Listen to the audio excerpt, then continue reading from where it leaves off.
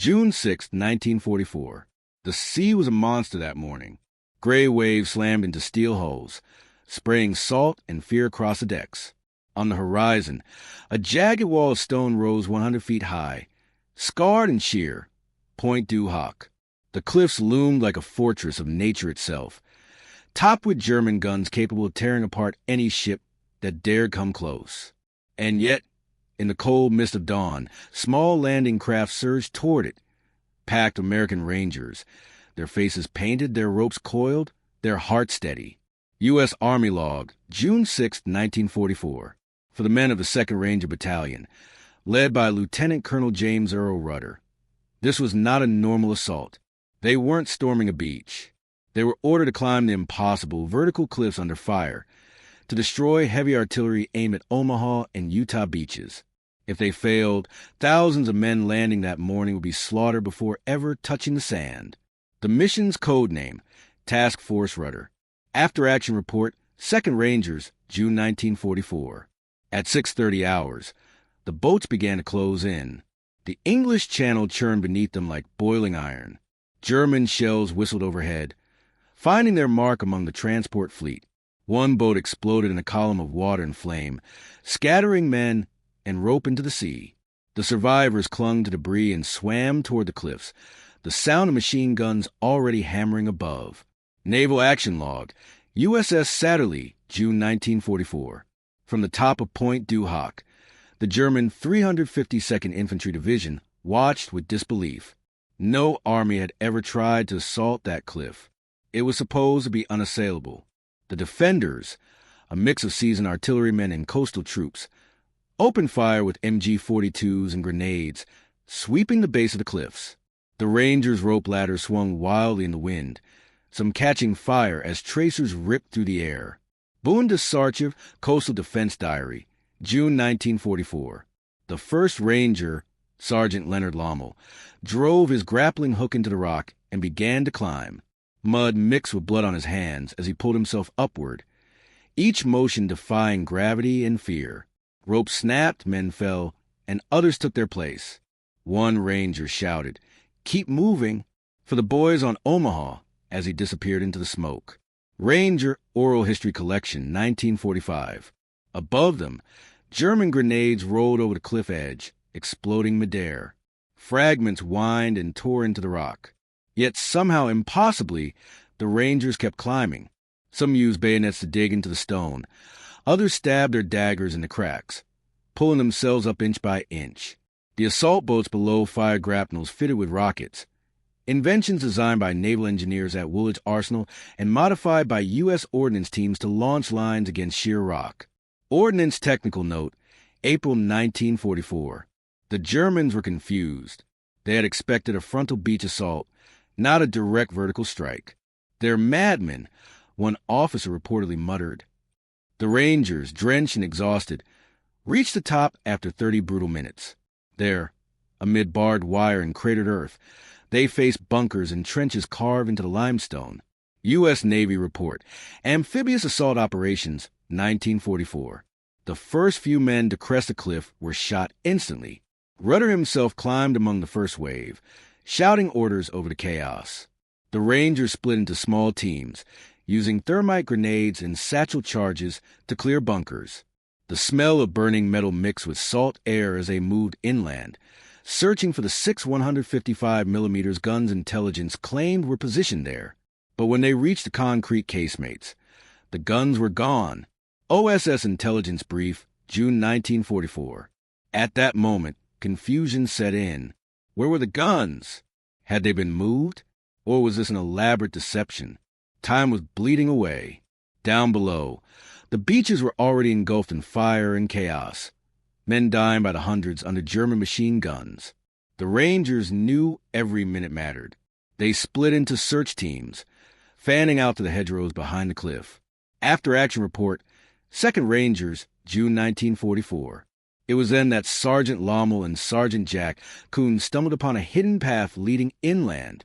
Following tracks of grass, they found the guns, all 6 of them, camouflaged in an orchard, unmanned but fully operational, aimed at the beaches below.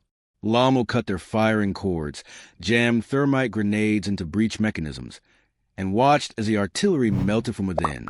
Within minutes, the threat to Omaha and Utah was neutralized. War Department Summary Report, June 1944. Back on the cliffs, the situation remained desperate. The Germans launched counterattacks throughout the day, determined to push the small American force back into the sea. Rudder's men were isolated, their radios damaged, ammunition running low. For 2 days they held their ground, repelling waves of enemy assaults from trenches dug into the rocky soil. Reinforcements from Omaha wouldn't arrive until June 8th. By then, only 90 of the original 225 Rangers at Pointe du Hoc were still able to fight. U.S. Army Combat Report, June 1944. But in those brutal hours, something else had been proven. Courage, combined with planning and innovation, could overcome what looked like suicide. Those impossible cliffs had fallen to a handful of determined men wielding ropes, rockets, and grit. Yet few at the time knew the full story or the strange origins of the climbing technology that had made it possible. Engineering Division Report, U.S. Navy Bureau of Ordnance, 1943. Because behind that desperate assault was not just bravery, but months of hidden engineering. Experiments in Britain and the United States had focused on developing lightweight rope-firing rockets, special climbing gear, and communication lines that could survive saltwater and gunfire. It was innovation born from necessity, a hybrid of naval and commando ingenuity. Combined Operations Office, Technical Development Memo, 1944. And even as the smoke cleared over Normandy, the question lingered.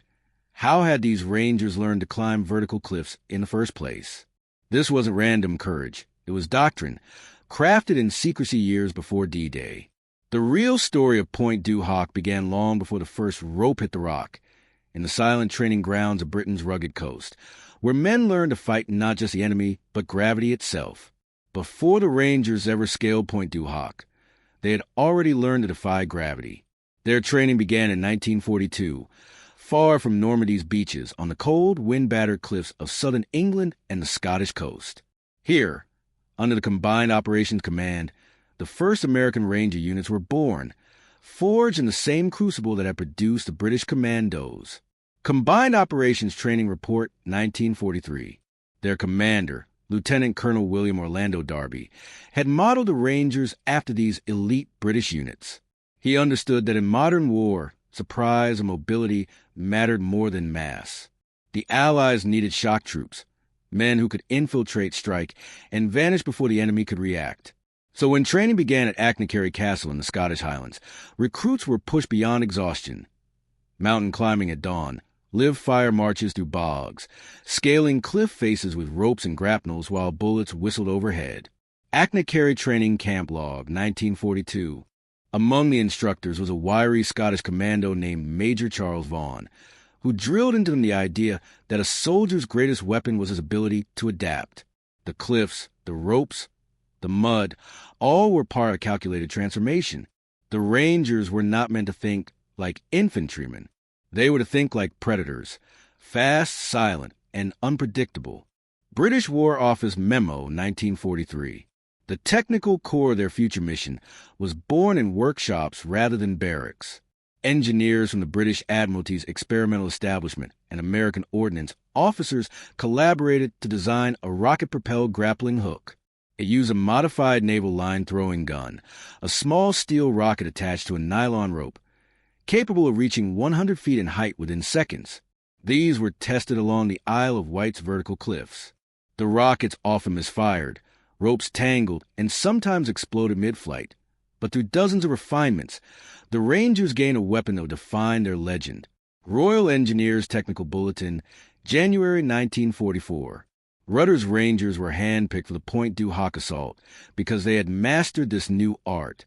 Each man could climb with 50 pounds of gear while under simulated fire. Their rope-launching rockets, crafted at the Woolwich Arsenal and further modified by American engineers at 8 Naval District workshops in New Orleans, had been tested to penetrate damp soil and soft rock. The cords were waterproof with a coating derived from aircraft sealant, designed to resist seawater corrosion for hours. Bureau of Ordnance Modification Report, 1944. But their equipment was only half the story. The Rangers themselves were athletes of endurance. They carried specialized pitons, daggers, and toggle ropes. Toggle ropes, a British commando invention, were short lengths of rope with wooden pegs at each end, designed to link together into longer lines or form makeshift ladders and harnesses. It was this tool, more than any other, that allowed them to climb the cliffs when rockets failed. U.S. Ranger Field Manual, Section 9, 1943. As D-Day approached, their training became a living rehearsal.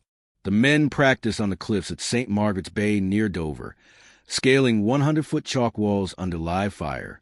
Rudder himself often climbed beside them. He knew the real cliffs at Pointe du Hoc would be worse. Sharper, higher, and under direct machine gun fire. To prepare, he insisted every man be capable of leading, because he expected chaos.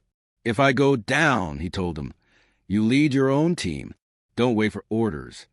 Ranger Training Diary, May 1944.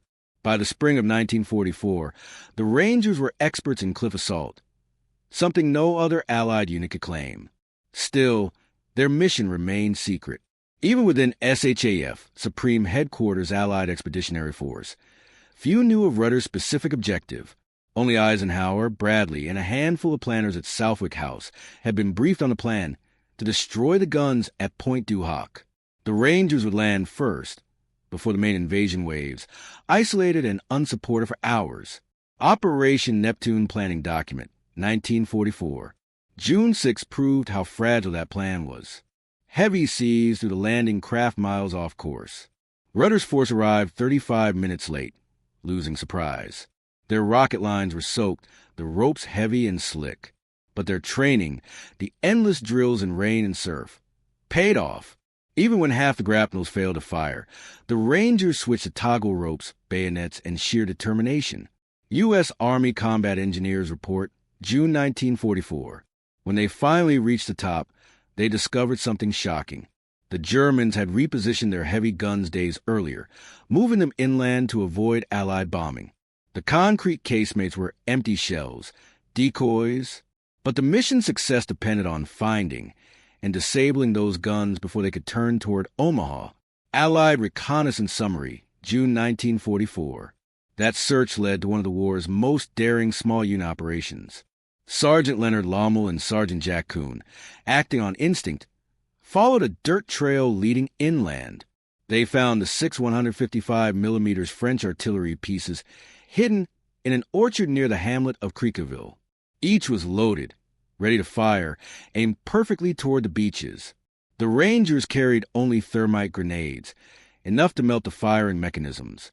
In minutes, they rendered the guns useless. Lommel later said, "It was almost too quiet, like the storm had passed before it hit." Ranger Interview, 1945. Meanwhile, Rudder's command post atop Pointe du Hoc came under relentless counterattack. German troops from the 352nd and 716th Divisions counterattacked repeatedly, hurling grenades down the cliff faces. The Rangers, low on ammunition, used captured weapons to hold the line. For 2 days they fought alone, surrounded, cut off from supplies and communication. Rudder's radio, damaged by shrapnel, could only send weak signals. Rangers at Pointe du Hoc need ammunition, need reinforcements, still holding out. Signal Corps Transmission Log, June 7, 1944. Naval gunners offshore heard that faint call. The destroyer USS Satterlee closed in dangerously near the cliffs, firing point-blank to suppress German strongpoints. Its gunners adjusted by sight alone, using smoke plumes from the Rangers' flares as their only reference. U.S. Navy Action Report, June 1944. By the time reinforcements from Omaha Beach reached them on June 8, only 90 of Rudder's original 225 men were still standing. But they had achieved the impossible. They had captured and held a fortress carved into the face of the earth, armed only with ropes, rifles, and determination. U.S. Army Casualty Summary, June 1944. From a technical perspective, the assault on Pointe du Hoc remains one of the finest examples of combined engineering and combat innovation in the 20th century. It wasn't just courage that carried those men up the cliffs. It was science, foresight, and craftsmanship. Each rope had been woven, tested, and waterproofed in naval yards by engineers who would never see the battlefield. Each rocket launcher had been calibrated by technicians who spent sleepless nights ensuring that its trajectory would reach 100 feet at exactly 80 degrees. Naval Engineering Division Memorandum, 1944. The Germans, in their after-action reports, expressed astonishment. They came from the sea and from the cliffs, like ghosts. One account recorded to them, "It seemed impossible that men could rise from the water and conquer the vertical walls they thought impregnable. But for the Rangers, it was the inevitable result of months of brutal training and innovation, an operation built on precision and willpower." And yet, Pointe du Hoc was more than an isolated act of heroism. It became a symbol of what the Allied invasion represented, that no obstacle, however fortified, was beyond human reach when skill and courage worked as one. When the smoke finally cleared over Pointe du Hoc, the battlefield looked like the surface of the moon. Craters stretched in every direction. Concrete bunkers lay split open, their interiors scorched black. The sea below was littered with the wreckage of landing craft, and the men who had never made it ashore. Yet above that shattered landscape, an American flag fluttered in the wind. For the survivors, it wasn't just a signal of victory. It was proof that the impossible could be conquered by sheer will and innovation. U.S. Army Combat Report, June 9, 1944. The psychological impact rippled far beyond Normandy. Within days, the story of the Rangers at Pointe du Hoc reached Allied command posts across France. Eisenhower himself, upon visiting the site, stared at the cliffs in disbelief. "It seems unbelievable," he murmured, "that any men could have scaled these heights." SADF Diary, June 1944. The Rangers had not only silenced the guns threatening Omaha and Utah, they had delivered one of the greatest symbolic victories of D-Day. Their courage became a rallying cry for the entire Allied force pushing inland. For the Germans, the shock was equally profound. Field reports from the 352nd Infantry Division revealed confusion and disbelief. Enemy commandos emerged from the cliffs themselves. One captured officer said, "We thought the sea was their grave. It became their ladder." This wasn't just a tactical loss. It was a psychological blow. The Atlantic Wall, believed to be impenetrable, had been breached not by armor, but by ropes, determination, and ingenuity. German Army Interrogation Report, July 1944. In the following weeks, Allied commanders analyzed the assault in detail. Intelligence and engineering officers compiled reports on what had gone right and what nearly went wrong. They noted how naval fire support, though delayed by weather, had saved the Rangers from annihilation. They praised the precision of the rocket-fired grapnels, despite early misfires, and recommended expanded development of line-throwing equipment for amphibious warfare. U.S. Navy Bureau of Ordnance Summary, 1944. Engineers at the Aberdeen Proving Ground later examined surviving grapnel launchers retrieved from the cliffs. The data helped refine post-war designs for rescue and assault operations, leading to early prototypes of the handheld, line-throwing guns still used today. The Pointe du Hoc operation, they concluded, was the first large-scale test of integrated commando engineering, the seamless blending of human skill with mechanical invention. Army Ordnance Research Division Report, 1945. But the Rangers' achievement wasn't measured in blueprints or schematics. It lived in the spirit of the men who held the line for 48 sleepless hours. Those who survived carried the scars for life, hands torn raw from the climb, nerves frayed by the constant thunder of artillery.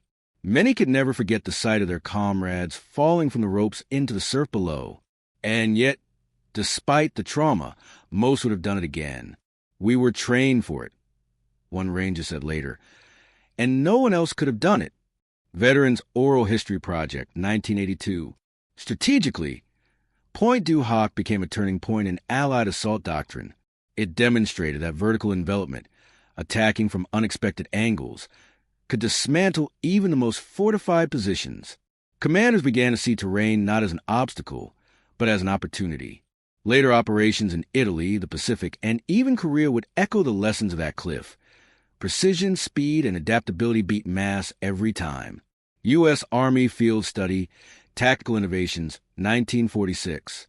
For the Axis, the psychological fallout was immense.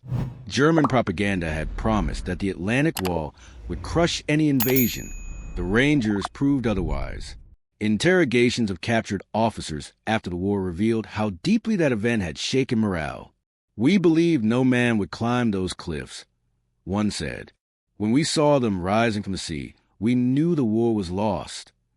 U.S. Strategic Bombing Survey, 1946. Pointe du Hoc also changed the way the Allies viewed elite warfare. Before D-Day, small commando operations were seen as useful but limited. After Pointe du Hoc, they became essential. The precision and flexibility of small units capable of rapid infiltration would evolve into the doctrine of special operations. The Rangers' tactics would later influence U.S. Marine Raiders, British SAS missions, and eventually the formation of Delta Force decades later. U.S. Army Infantry School Historical Study, 1952. Behind that transformation lay an army of unseen contributors, the engineers, ordnance workers, and naval technicians who had made the operation possible. In the shipyard at Portsmouth and the factories of New Orleans, welders and machinists had worked through the night to craft the launchers, ropes, and small amphibious craft the Rangers used. Every bolt, every strand of nylon, every explosive cap had passed through human hands. For them, Pointe du Hoc was proof that engineering could be as decisive as any rifle.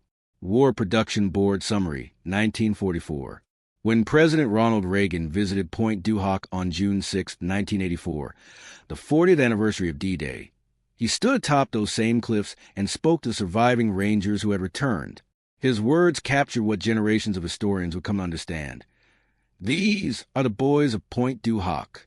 These are the men who took the cliffs. These are the champions who helped free a continent." Presidential Speech, Normandy, 1984. In that moment, the legend became history. The winds that swept over the channel carried echoes of the past, of ropes cutting into stone, of rockets hissing to the fog, of men defying death to save others. The cliffs, once symbols of German invincibility, now stood as monuments to human courage and ingenuity. Today, the scars of battle still mark Pointe du Hoc. The craters remain untouched, preserved as silent witnesses. Tourists walk where Rangers once crawled through fire and smoke. The bunkers still bear the marks of thermite and shrapnel, while plaques bear the names of those who never returned. To stand there is to feel both the terror and triumph that defined June 6, 1944. American Battle Monuments Commission, Site Description 2023. In military academies around the world, the assault is still studied as a definitive example of small unit initiative under extreme conditions. The Rangers' actions embody a lesson written in blood and stone that technology and bravery are inseparable in modern war. The grapnel rockets, the waterproof ropes, the commando training, all were tools. But it was the men who wielded them who turned the tide. U.S. Military Academy Curriculum Guide, 2001. And beyond the tactics and technology lies something deeper. Pointe du Hoc is not merely a story of cliffs and commandos. It's a reminder that victory in war is never won by machines alone. It's won by the quiet hands that build them, the minds that innovate them, and the souls brave enough to trust them in the chaos of combat. The legacy of the Rangers endures in every special operations unit that climbs, infiltrates, and strikes today. Their motto, "Rangers lead the way," was born not from ceremony, but from those moments when exhausted men looked up at sheer stone and decided to climb anyway. As the sun sets over Normandy, the cliffs still stand, defiant, scarred, eternal, and in the wind that sweeps across their edge, one can almost hear the distant echoes of boots on rock, the creak of ropes, and a commander's voice carried through the fog. Up the cliff, no turning back. Because in that climb, the Rangers didn't just capture a fortress, they captured history itself.